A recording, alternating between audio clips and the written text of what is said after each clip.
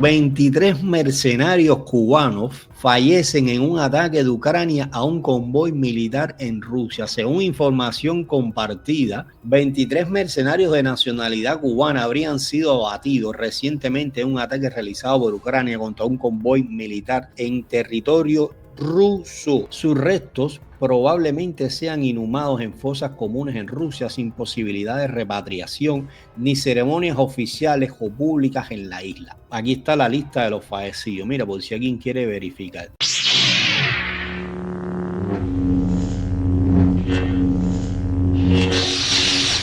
Yo no había visto esto. Mira, esto es para los que están todavía con la lloradera de los héroes de la patria y de los mártires y el estado de guerra. Ustedes quieren más héroes. En serio quieren más héroes. Mira lo que me acaban de compartir. Miren para esto, dice, 23 mercenarios cubanos fallecen en un ataque de Ucrania a un convoy militar en Rusia. Según información compartida, 23 mercenarios de nacionalidad cubana habrían sido abatidos recientemente en un ataque realizado por Ucrania contra un convoy militar de camiones en territorio ruso. Los amigos del Partido Comunista, el Putin.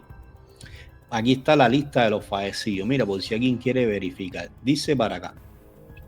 Sus restos probablemente sean inhumados en fosas comunes en Rusia sin posibilidad de repatriación ni ceremonias oficiales o públicas en la isla. A esta gente no los va a llorar el Partido Comunista, a pesar de que los envió a una muerte segura. El régimen castrista sigue manteniendo un silencio absoluto sobre estos hechos, negando, como mismo lo hizo en Venezuela, sistemáticamente cualquier participación oficial de ciudadanos cubanos en la invasión respaldada por Rusia, aun cuando múltiples fuentes internacionales documentan la presencia de cubanos combatientes entre la guerra de Rusia y Ucrania. Recientemente, tras los ataques del 3 de enero que llevaron a la captura del dictador, el régimen castrista se vio obligado a reconocer la presencia de militares cubanos en Venezuela después de 26 años de negarlo. En ese caso, las 32 bajas confirmadas fueron luego enmarcadas en el discurso oficial como un sacrificio patriótico y heroico en defensa de Venezuela. Mientras, en el escenario venezolano, el régimen construyó una narrativa de martirio colectivo al ser imposible ocultar la evidencia. Yo te diría que realmente los venezolanos, en su, no sé si fue en algún desliz que tuvieron, cuando dan una rueda de prensa, esto fue el primero que dijo esta noticia, fue Padrino López, en la primera conferencia de prensa que dio, donde dijo que habían caído 32 cubanos que formaban parte de la seguridad del dictador, de su mira, del anillo de seguridad. A partir de ahí se le derrumbó toda la mentira al Partido Comunista y tuvieron que reconocer que sí, que habían militares en Venezuela. Los ciudadanos cubanos movilizados, dice que, a ver, colectivo de ser imposible ocultar la evidencia. En el caso de los cubanos en Rusia prevalece el silencio, el anonimato de las sepulturas y la negación total de cualquier vínculo con el régimen. Los ciudadanos cubanos movilizados siguen siendo tratados como recursos prescindibles, sin reconocimiento, sin rendición de cuentas pública ni respaldo oficial, especialmente cuando hay registros visuales que lo exijan. Contexto. Informes de inteligencia ucraniana en medios internacionales han señalado que miles de cubanos, se dice que hasta 20.000 cubanos han sido reclutados o atraídos hacia el conflicto por promesas de salario y ciudadanía, aunque La Habana mantiene que no existe participación oficial. Hay campañas de reclutamiento y esto el régimen lo sabe perfectamente, porque mira, es que no se esconde para hacerlo, como mismo lo hacen. Como mismo ellos monitorean todas las redes sociales para cualquier mensaje de la oposición, como mismo monitorean ellos las redes sociales para la tasa de cambio del dólar, como mismo monitorean las redes sociales para en los grupos de compra y venta, también monitorean el reclutamiento que es a través de las redes sociales. Es algo público a la luz de todo y no hacen nada porque sencillamente lo permiten. Aquí están las fotos de los muchachos con sus nombres. Estos, al parecer, no son héroes. Estos no dieron la vida por la patria. El problema es que esto no aporta al discurso antiimperialista. no están los americanos, porque el problema de esta gente es con el gobierno de los Estados Unidos. Si en la guerra de Ucrania estuviera inmiscuido el gobierno de Estados Unidos, del bando que estuviera, ahí estuviera el Partido Comunista denunciando la muerte de no sé cuántos cubanos. Si Estados Unidos ahora mismo estuviera apoyando a Ucrania y estuviera enviando tropas a Ucrania, apoyando a Ucrania en contra de Rusia, ahí sí mañana mismo el Partido Comunista emite una nota oficial cómo han caído en la guerra soldados cubanos que han entregado su vida por un cambio en Ucrania, apoyando al ejército, a nuestro hermano ejército bolchevique de la historia de los países socialistas, y todo alababa esa revolucionaria. Pero como no están los imperialistas, para ellos, el enemigo histórico de la revolución, pues sencillamente estos muchachos no existen. Entrarían en la lista de los olvidados, de los que no van a regresar a la patria ni en cajita de zapatos, de los que van a terminar en fosas comunes sin que a nadie les interese, de los que nadie llora, con los que nadie se conmueve, con los que nadie siente empatía. Fíjate, nadie llora con las madres de estos hijos, de estos niños cubanos. Con los 32 de Venezuela sí les robó el corazón a todo el mundo. Esto no merecen, es decir, el dolor de las madres, de los familiares de estos cubanos, no merecen la empatía de los revolucionarios. No generan marcha, no generan protesta. Fíjate tú, les interesa más los niños que se mueren en Palestina que los jóvenes cubanos que pierden la vida en un conflicto que no tiene nada que ver con nosotros. Un conflicto que de alguna manera los ha empujado a la misma miseria, a la misma pobreza, a la misma desesperación que genera el maldito comunismo. Qué triste. Ahora mismo, este es el momento, lo digo y lo repito, para que todos los familiares de todos estos muchachos que han perdido su vida injustificadamente, si tú me preguntas a mí, muchos de ellos se han ido sin el consentimiento de sus padres, incluso hasta escondiéndole la verdad a sus padres, tratando de buscar un cambio de vida, tratando de buscar un futuro mejor. A ese punto han llegado los jóvenes en Cuba. Este es el momento en que todos esos padres empiecen a alzar la voz y le exijan al régimen, al menos, lo menos que pueden pedir, es que, mira, le devuelvan los restos de sus hijos para que le den santa sepultura. Como mismo se tomaron el trabajo de traer a los 32, como mismo se tomaron el trabajo y se gastaron millones de dólares buscando los huesos del veterinario delincuente de la sierra, ¿te acuerdas? Que fueron allá a Bolivia y revolvieron supuestamente medio país, trajeron 4 huesos, se gastaron millones para traer los huesos de ese delincuente. Pues este es el momento que los padres y los familiares de todos esos cubanos empiecen a alzar su voz y empiecen a pedir el regreso, como mismo marcharon por el regreso del come mierda ese de Lian y de los 5 espías chivatones.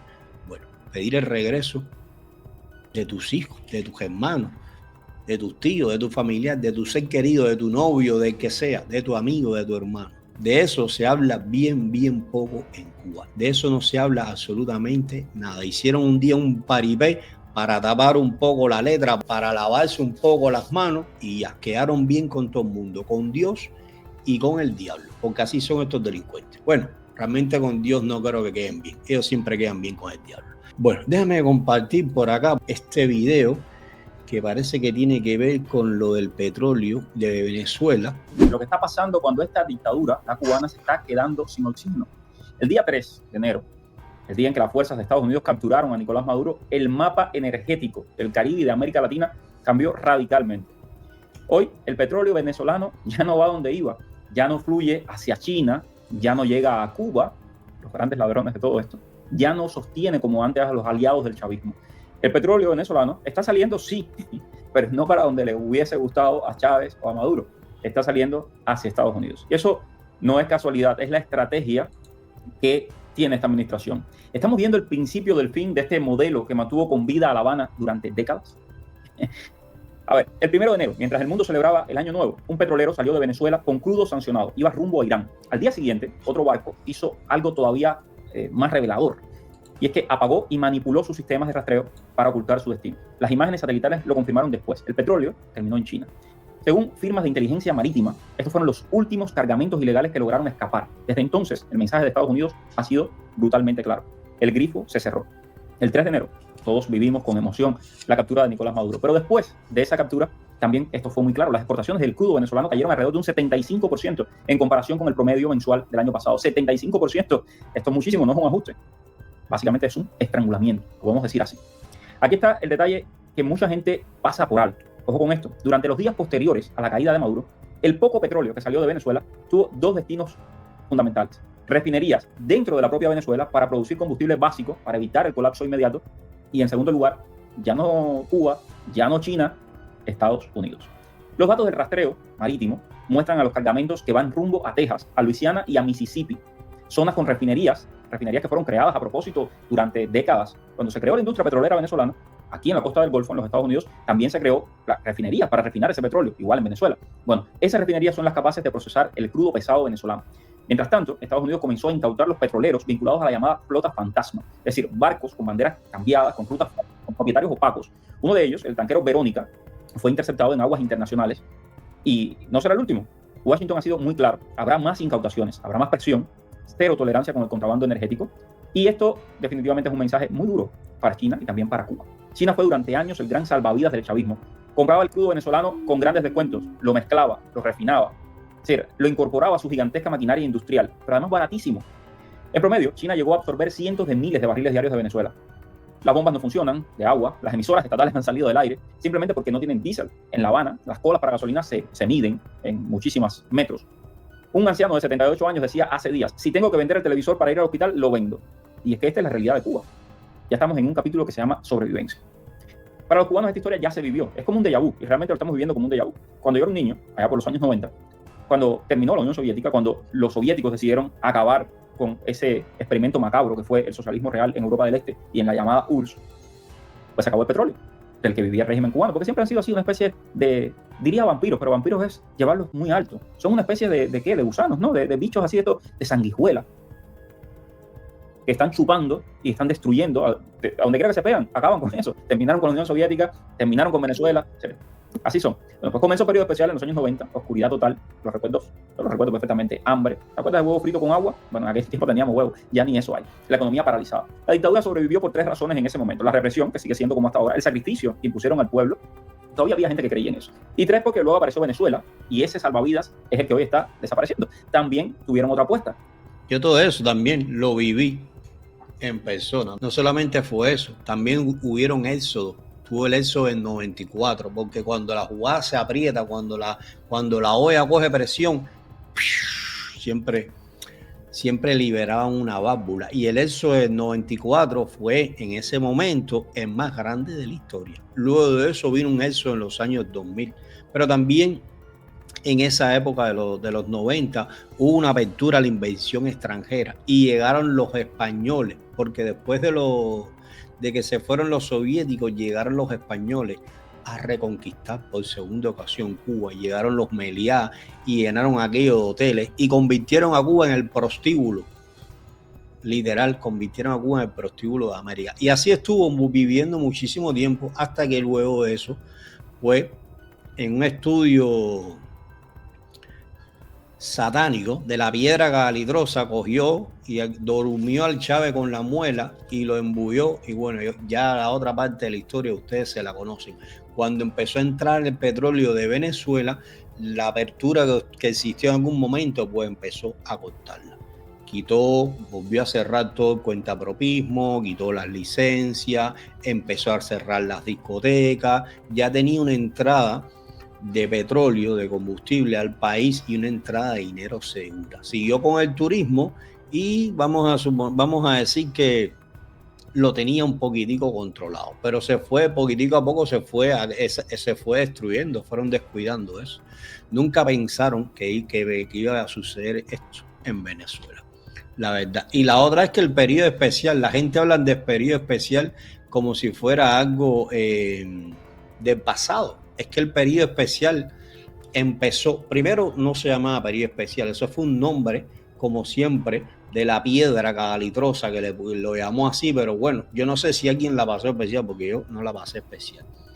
Eso empezó en el 59. En los años 90 se acrecentó, pero nunca salimos de ese periodo especial, siempre ha sido a peor, porque Cuba siempre ha sido peor. Después de eso vinieron varios éxodos y cada día el descontento fue creciendo y creciendo. Después de eso vinieron muchísimas protestas, hubo prensa independiente, la oposición creció, hubo otro éxodo en los años 2000, hubo un éxodo silencioso en los años 2000, sobre todo con la apertura de Ecuador, no sé si ustedes lo recordarán. Y bueno, ya después la otra parte de la historia yo creo que ustedes la conocen, 27 de noviembre, la protesta en el Ministerio de Cultura. Y luego de eso las protestas del 11 de julio y bueno, el mega éxodo que se vivió con la complicidad de Nicaragua. Ya prácticamente el país se quedó sin jóvenes y un país que se queda sin jóvenes es un país que, mira, prácticamente está renunciando al cambio. Esa es la realidad. Y bueno, eso se convirtió también en una fuente de ingreso al país. El éxodo se ha convertido en una fuente de ingreso altamente lucrativa. Americana, pues terminaría mucho más rápido. Vamos a volver a la pregunta inicial, porque esto no se trata solo de petróleo, es geopolítica pura y dura. Estados Unidos ha cerrado el grifo venezolano para debilitar a Rusia, controlar la transición en Caracas, que hay transición y que va a venir la democracia y que más tarde o más temprano va a llegar María Corina Machado a la presidencia de Venezuela. El presidente Trump le dio el número de teléfono personal. Le cayó también María Corina Machado, que su jefa de gabinete le había dado el número de teléfono de ella. Y Trump le dijo, no, coge el mío. Cualquier cosa que necesites, aquí estamos. Sin comunicación directa con el presidente Trump. Y además de todo esto, y Trump fue muy claro, sonrió cuando alguien le preguntó, ¿esto es una venganza personal del secretario de Estado Marco Rubio? Y Trump sonrió y dijo, puede ser, asfixiar al régimen cubano. Cuba, y no me gusta decir Cuba porque no es Cuba, la dictadura cubana está más sola que nunca, sin petróleo, sin dinero, sin aliados capaces de sostener esa dictadura. ¿Resistirá esa dictadura? No lo sé, tal vez. Las dictaduras saben sobrevivir, pero el precio, como siempre, no lo pagan los jerarcas, lo paga el pueblo, a oscuras, en silencio, por la represión, y esperando a que sea esta vez el final. Bueno, por esa misma razón es que han entrado en pánico y es por la misma razón que han decretado el estado de guerra. Fíjate que ya no se trata de la guerra económica, no, ahora están hablando de guerra a guerra y van a tener ese país militarizado. Ellos van a estirar el chicle, como decimos nosotros, a ver hasta dónde aguanta. Y ahora mismo es como una fiera, es como una rata. ¿Tú viste la rata cuando están acorraladas, cómo se paran en dos patas y te enseñan los dientes? Así están ellos ahora.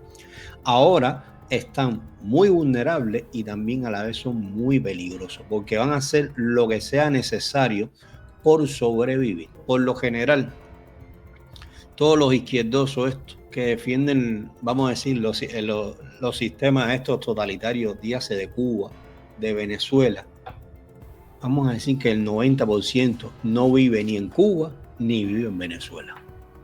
Viven, mira, en un país capitalista, con todas las bondades y todos los privilegios que le regala la economía de mercado y que le regala la libertad de expresión.